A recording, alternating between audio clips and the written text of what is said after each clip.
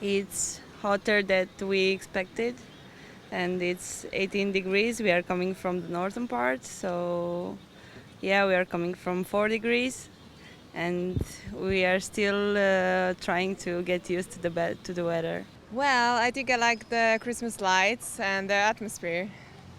That's the best one. But the weather, it has been okay. Not that bad.